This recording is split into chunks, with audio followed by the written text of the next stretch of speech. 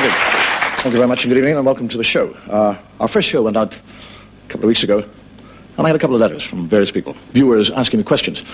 And one of the questions I was asked was, what was I trying to brush off my shoulder? Was it dandruff, or was it ash? It was a ferret. I also had a letter from a priest in the north of England, and all I can say, Father, if I do with the stool what you suggest, I won't be able to finish the series. He wanted me to auction it off. Charity. Have you noticed in this day and age, we're actually surrounded by experts. Everybody's telling us what to do and what not to do and how to do it and when to do it and when not to do it. For example, the educational experts of today say that we must return to the 3 R's, the 3 basic R's in education. Reading, writing, and arithmetic. Somebody should tell that expert how to spell. Marriage guidance tells us that the most dangerous year of marriage is no longer the 7th year, it is the 2nd year, followed by the 3rd, 4th, 5th, 6th, 7th. Experts tell us that if the population continues to rise at its present rate, in 20 years' time, there will be standing room only. That'll put a stop to it. With regard to myself, medical profession tells me that for every cigarette I smoke, I take a year off my life. For every glass of alcohol I drink, I take another year off my life. Working that out, I died about 3 years ago. And I can't remember it. That's the strange thing. I used to drink with a friend of mine in Manchester. He was a doctor. He was an Irishman. And the incredible thing about the measures in Ireland regarding alcohol, they're different. Our measures are bigger. A single in Ireland would be equivalent to a double in England. And a treble in England would be equivalent to a double in Ireland. And this doctor used to go in and have one drink every evening, but he liked a good measure. And any time he used to walk into the barman would say, "Good evening, doctor. What are you going to have, a double whiskey or a treble?" So we got to the landlord one day, and he said, don't get your barman to shout out doubles and trebles. I'm a doctor. The rest of the customers will think, who's that bloody drunk who comes in? He said, look, what I'll do when I come in, if I want a double, I'll just do that. And if I want a treble, I'll do that. And it's fine. And I was standing in the bar one night, and he'd been to the races, and he came in as slightly the worse for wear. And he's like that. And the landlord says, what do you want? And the doctor said, the usual. And the landlord said, what do you mean the usual? Look down, doctor, look down. And he went, oh, and one for yourself.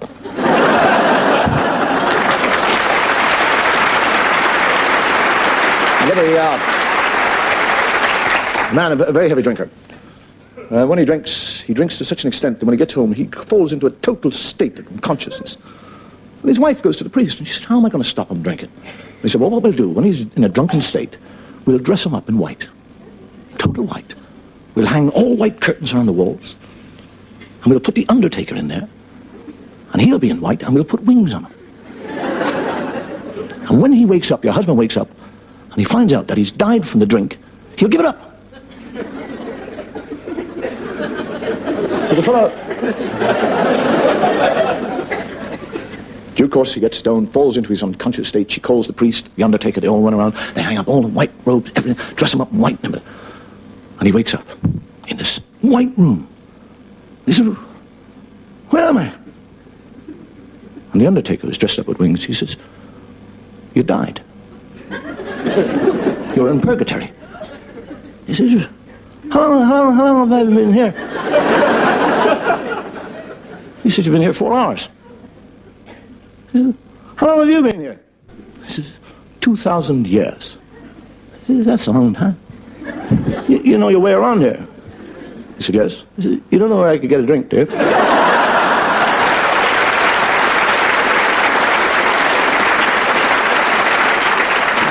You get the other character walks into a bar and he said, I'd like 3 double whiskeys, please, and 4 gin and tonics, and 5 pints of beer, and 6 shandies, and 8 vodkas.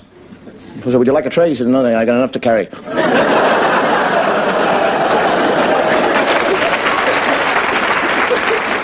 You get the drunk walking up the road. There's a fellow looking at his car with the bonnet open, looking into the engine. And the drunk says, are you all right? And the fellow says, piston broke. He says, so am I.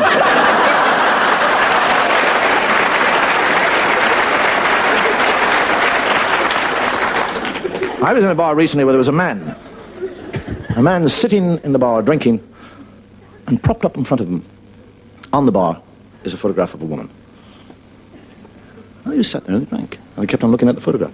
So I went over to him afterward. I said, "Is that your sweetheart?" He said, "No, my wife." I said, "Is she dead?" He said, "No, she's alive."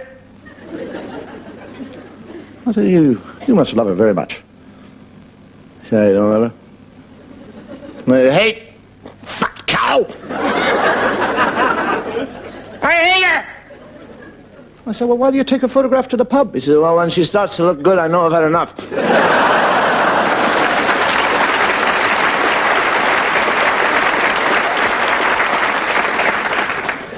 Two men in a bar, chatting. And one said, he said, "I had the most incredible dream last night."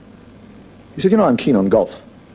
I said, "I had this dream. I was on the golf course, and I met Lee Trevino. And Lee Trevino said to me, 'Do you want to play a game of golf?'" He actually said that. Lee Trevino. Lee, great to me. And I said, "Yeah, great." And he said, "Well, what's your handicap?" And I said, 24. He said, "Well, it doesn't matter. We'll play a game. All right?" And I said, "Of course."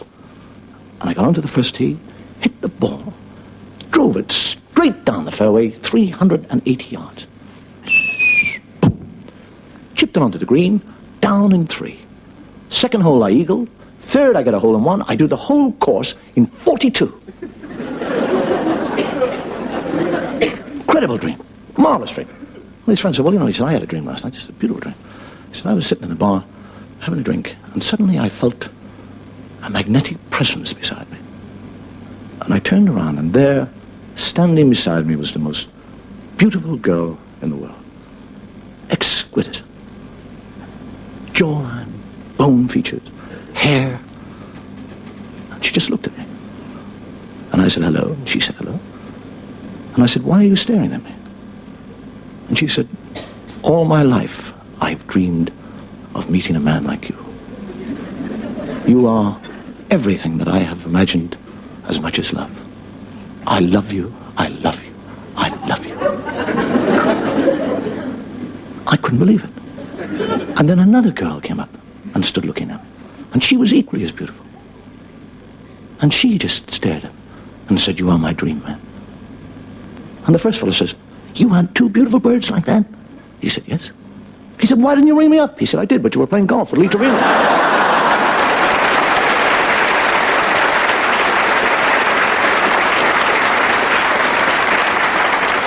Well, as we say in the old country, Lochheim. Glass is empty. That means we've got some sketches. Out they go! Bring up, shoulder back. Get it in! Buttons! Da-da-da. Why, you horrible, scruffy, slovenly little man! Never in all my life have I seen such an idle man operate! You are a miserable little man! You are a horrible little man! Wilkinson, what are you? I'm a horrible little man, sir. What is he? He's a horrible little man, Sergeant Major! There I was, in bed with this actress, you see. In bed, eh? I'd love to be a rather large bed.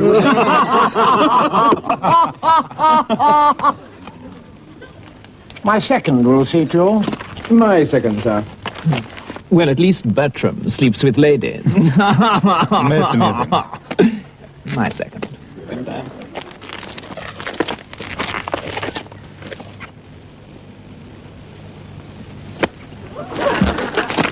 Very well, gentlemen. When I give the word, I want you to turn back to back, take 10 paces, turn, and fire. Now. 1, 2, 3, 4, 5, 6, 7, 8, 9, 10.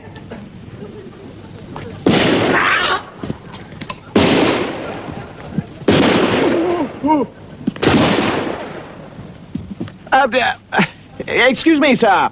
Yes. I'm thinking there's been enough blood shed over this minor matter already. Yes, I was thinking the same myself. Shake hands? Yeah. Glass of Madeira? Fine idea. Thank you.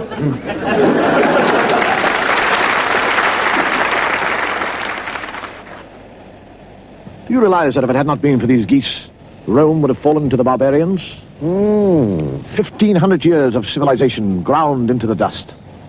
There is no doubt that these geese are the finest watchdogs. Down, Fido, down! Sit! Over! Back for a while! Sit! Sit! Down, Fido! What are you doing, Sergeant? Morning, sir. Minefield laying, sir. Let me tell you, Sergeant, that the whole essence of mine laying is that the damn things cannot be seen. You left lumps everywhere. Oh. Give me that spade. Sir. You do is you smooth the whole thing nicely down like that and just give a little touch.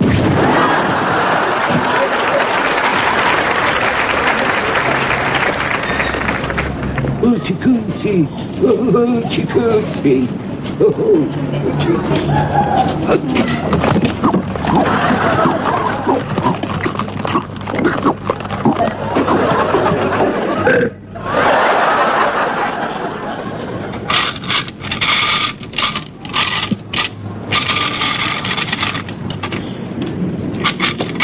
Oh, sir. Support a worthy cause? Sir.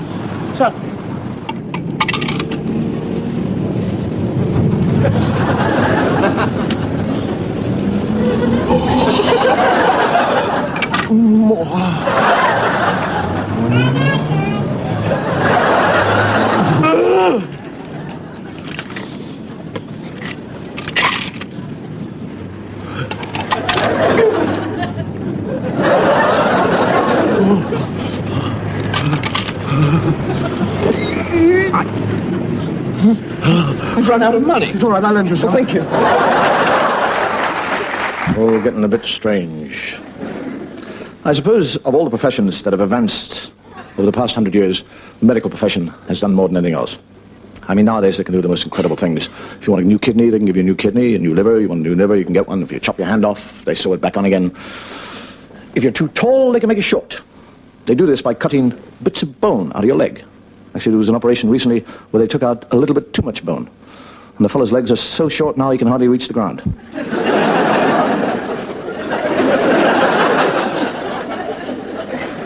They can give you a complete blood transfusion, heart transplant, and I suppose the ultimate must be a brain transplant, which will make our politicians happy. Mind you, I think in most cases the new brains will reject the old bodies. And they've made some incredible advances in what is known as cosmetic surgery. They can change the shape of your eyes, change the shape of your lips, give you a new nose, give you a total facelift. And they do this actually by drawing up all that loose flesh that's hanging about. They draw it back and back and back and gather it and tie it in big knots behind your ears.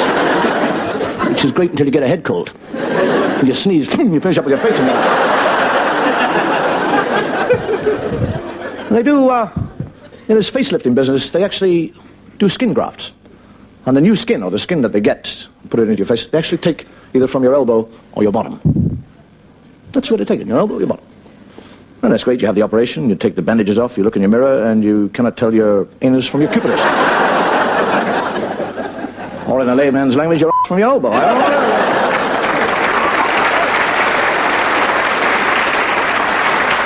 I suppose there actually is a fortune for anybody who can invent hair restorer.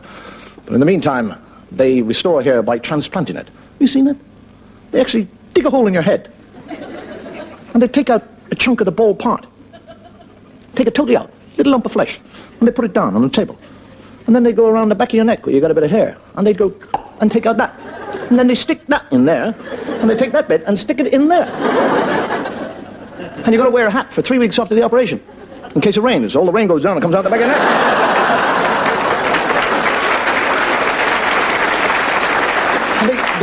The latest method of hair transplant is actually they take strips. Because you're bald up here, so they take strips from the hairy part. Like lumps of carpet. It's like laying carpet. They actually take it off, and then take a strip out of there, and then replace that and put the bald bit there. And after about 2 weeks of this, you've got a lovely big head of hair. Up here. Round here, you're bald. It's like a tonsor in reverse. They're incredible. They can give you big boobs.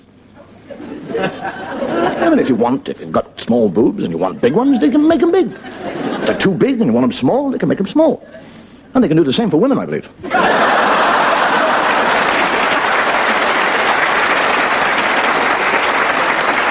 They can even give you a total sex change, but you ask a doctor to cure a cold, he hasn't got a chance in hell. I suppose the one thing about the medical profession, they can bury their mistakes. I knew a woman in Ireland who got a bill for a doctor who said, for keeping your husband alive until he died, 30 quid. A friend of mine went to a doctor. The doctor said, well, tell me about your day. He said, well, I get up in the morning, I have a cup of coffee and a large brandy.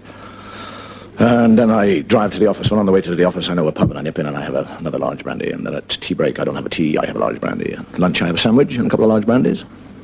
And then in the afternoon, I have a couple of large brandies. And then I go out to dinner and have a couple of glasses of wine and a few large brandies. And the doctor said, well, what's the matter with you? He said, I keep on falling over.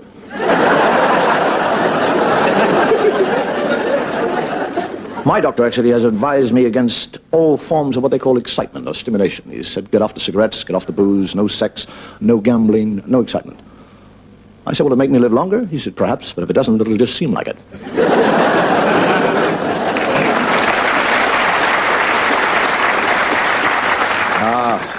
All this chat about the medical profession is for one reason and one reason only, and that is because I'm about to introduce some sketches regarding the various branches of the medical profession.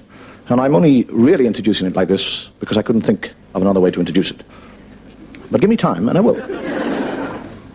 Oh, Mr. Henshaw, nice to see you again. How are things, wife and kids all right? No, really? Oh, I am pleased. Congratulations. I expect she's getting morning sickness already. Really? Oh, still worth getting a specialist, as you say. What hospital is she booked into?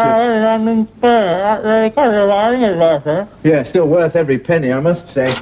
Well, Mr. Henshaw, that should hold up for now, but best to come back and see me in a day or two, eh? What time would be convenient for you? Well, how about next Tuesday at 2 o'clock? I beg your pardon? Next Tuesday at 2 o'clock. Sorry. Tuesday at 2 o'clock will be fine. There's no need to be frightened. Just going to have a look inside your ear and turn on the light.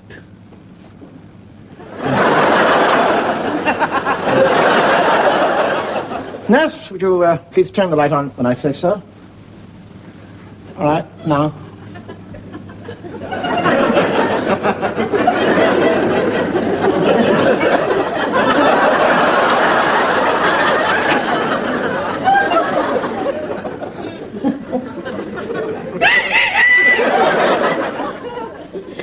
Thank you, nurse. Well, I can't see anything in there. Well, thank you, Prime Minister. We'll have another look at you in a month's time. Mr. Johnson, there is nothing to worry about at all. In a few moments, I'm going to ask our anesthetist to place his mask upon your face. I want you to breathe in deeply and count, and very soon you'll be asleep. Right you are, sir. 1, 2, 3, 4. Right, he seems to be gone. Scalpel, please, nurse.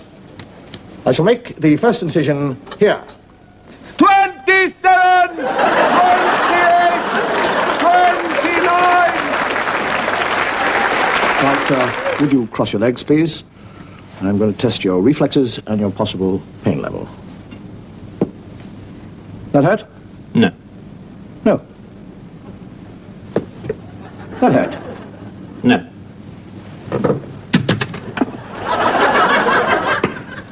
That hurt? No.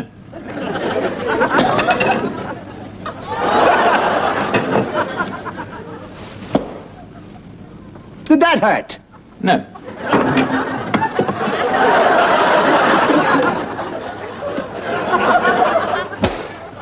That? No. Stand up. That hurt? No. That? No. What about that? No. What about that? No. Did that hurt?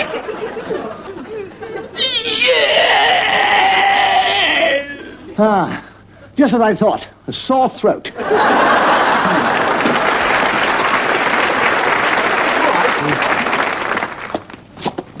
Ah, Mr. Banks, come in. Thank you. I don't wish to embarrass you, but you did bring my fee. Oh, the £50. Yes, I've got it here. The way things are nowadays, one can't trust anybody, can one? Lie down, please, Mr. Banks.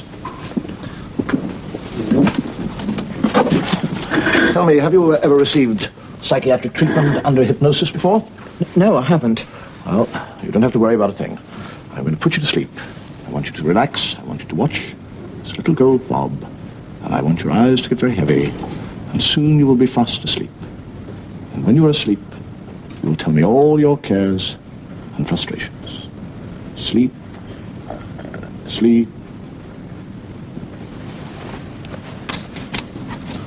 Mr. Banks, what is worrying you?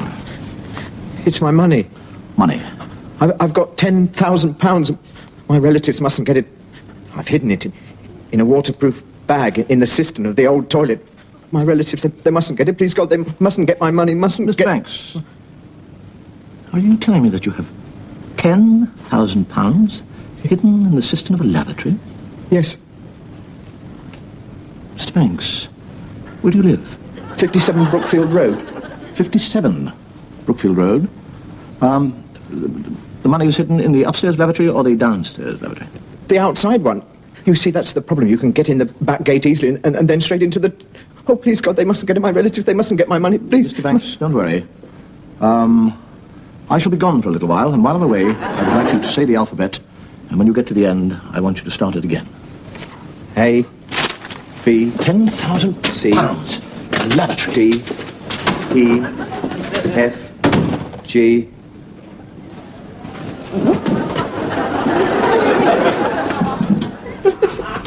Waterproof bag in the outside toilet. It never fails.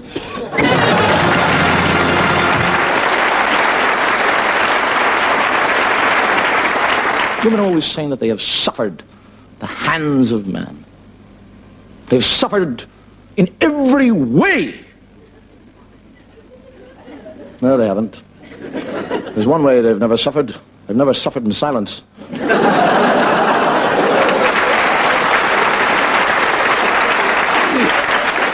You think about it, when women. I mean, they bring us into this world without our consent. And they invariably help us out of it. When we're little, the big girls kiss us. When we're big, the little girls kiss us.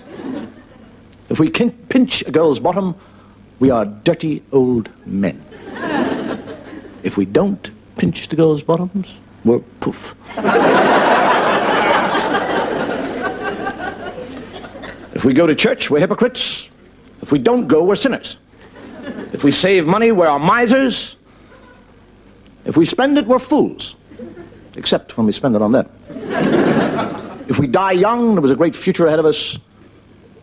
If we grow old, we're only doing it out of spite so they can't get the insurance. It really is a woman's world. You think about when a man is born or a child, a male is born, they always say, how's the mother? When he gets married, they say, you were lucky. I don't know what she sees in you. And when you die, they say, how much did he leave you? Women are always talking about equality. They say there is no such thing as equality. And they're right. Because until the day comes when a man can get alimony by winking at a judge and crossing his legs, there is no such thing as equality. And the most desperate curse to be bestowed upon a man is to be married to what they call a nagging wife. You get the fellow dying. And you say, now the wake has got to be good. The best whiskey out for the wake, lots of ham, and I don't want one of them pine coffins. I want a good oak coffin, big gravestone, white roses. She says, why don't you die and leave everything to me?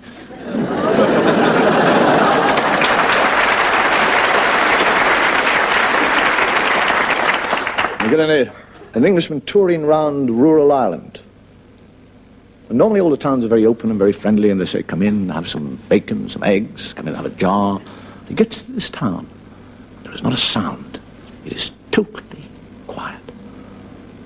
And all the shutters are pulled, all the doors are locked.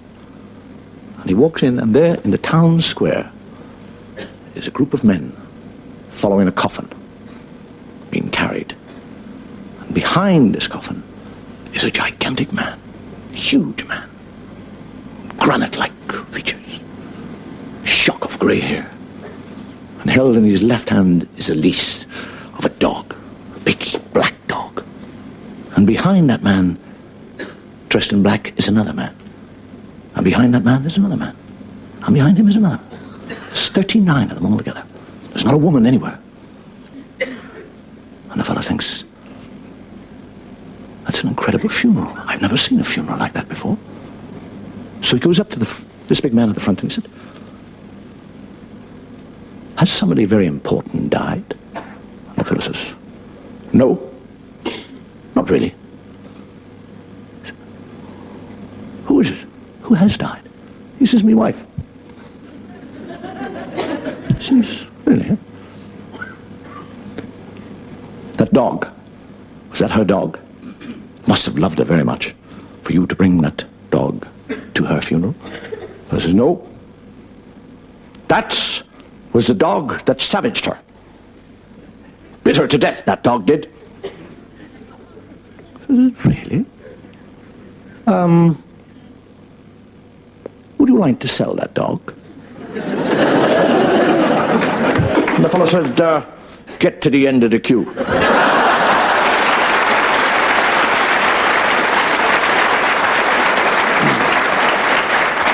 I think the point that I'm trying to make is that the only way for a relationship to work between male and female is it really for it to be based on what they call the old-fashioned give and take. Come on, dear. Yes. We're just dawdling along. What do you mean you say yes to me all the time? Here, we want to turn left here. Come on, left. We want to turn left. What? Why don't you slow down a bit when we're going to go round a corner? Oh, come and look, keep to the left, dear, not drive down the centre of the road. No, keep over to the left. There's a cyclist ahead of you. What do you want to do? Go and knock him over? Do keep your eyes on the road, my dear.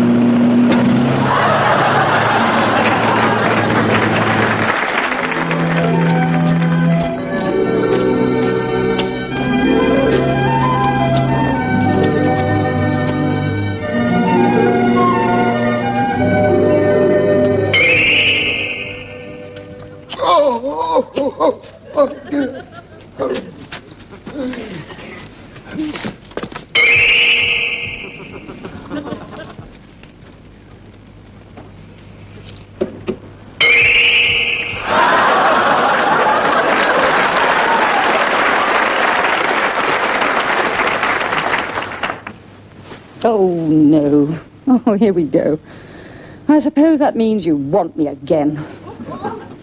Isn't there no limit to the demands you make upon me? You couldn't consider my feelings, could you? You couldn't care less. You're just absolutely, totally selfish. No sensitivity. No romance. Oh, when are you ever romantic? When do you ever take me out and pamper me and buy me flowers? Just make me feel like a woman. Oh, no. I'm an object, aren't I, to be used as you feel like it. Huh. Animal lust. That's what it is, just pure animal lust. Something that you can just satisfy your egotistic needs. Oh, very well. If you must.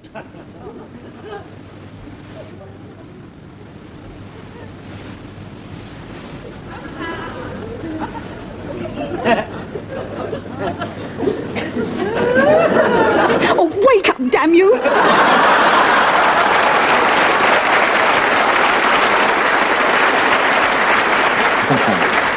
I'm often accused of being unromantic, but it's very difficult actually to be romantic and realistic at the same time. And yet I do know that we all need a little bit of romance in our lives. And what could be more romantic than Emily Bronte's famous novel, Wuthering Heights? Kathy! Kathy! Heathcliff! Kathy! Heathcliff! Heathcliff!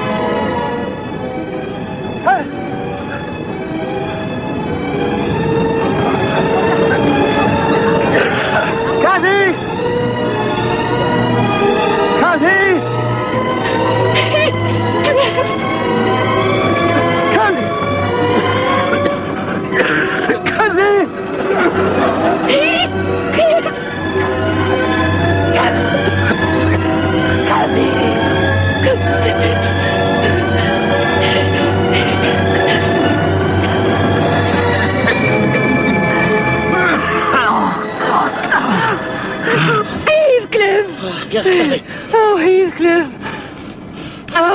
Why can't we meet like other people? It's so boring racing across the people.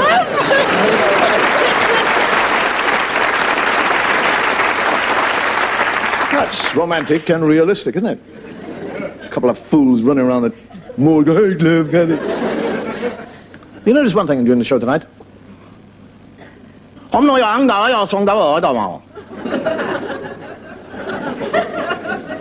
Try that again. Have you noticed one thing during the show this evening? I haven't talked about religion. But I am now. Religion actually is a very personal thing, and various nations have got their own attitudes towards God and religion. For example, the Scots are a religious nation. They believe in God, and they keep the Sabbath, and anything else they can get for nothing. Welsh are religious, believe in God. They pray on their knees and on the neighbours.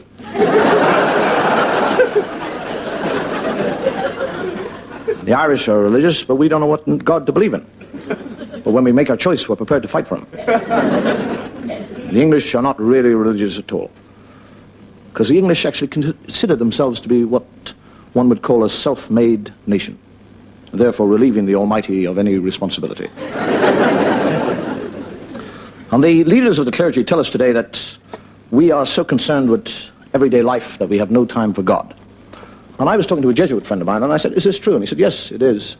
Sadly, it is. 10 years ago, my congregation on a Sunday, the church would have been packed.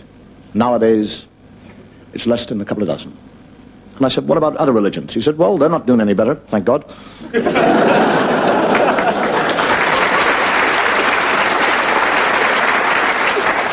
If we all believe in the same God, why do we need so many religions? There's not only discrimination in religions, it's discrimination in going into what church you want to go to. We have a churchman in Northern Ireland called the Reverend Dean Paisley. He's got his own church. A little black fellow tries to go in there and Paisley, he says, where are you going? You little black fellow, where the hell do you think you're going? You're not going into my church. We don't allow black people into my church. Go out and pray to the Lord for guidance. And 2 days later, the little black fellow comes back. Miss Bailey, I prayed to the Lord for guidance. I did. And while I was praying, the Lord spoke to me.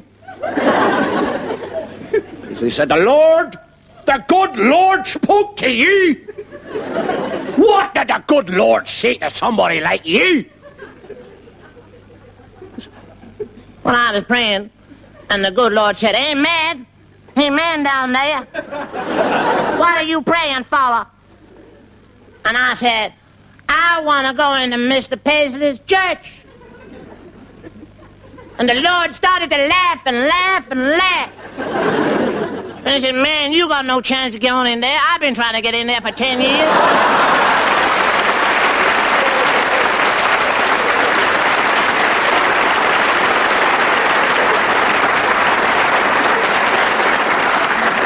The thing I never understand about religions is the competitiveness of it all.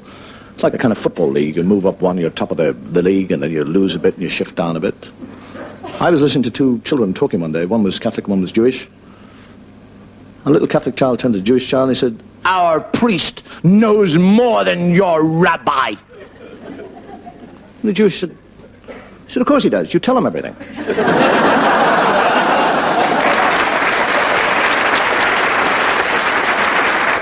But the prophets tell us that there will be a second coming of the Lord. Can you imagine what that day will be like in Rome? The cardinal running into the Pope and saying, He's arrived.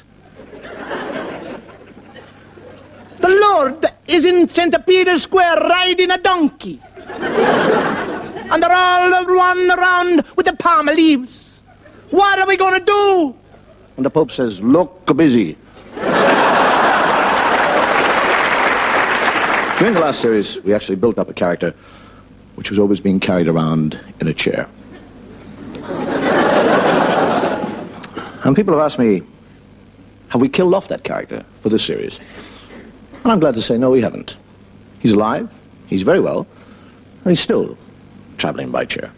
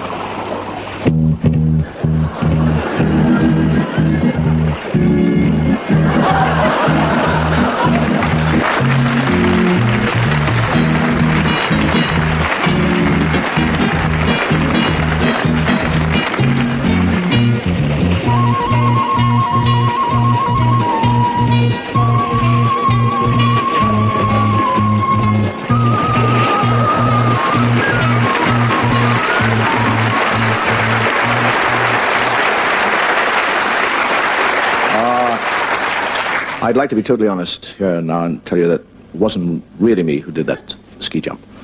It was my stand-in, the Pope.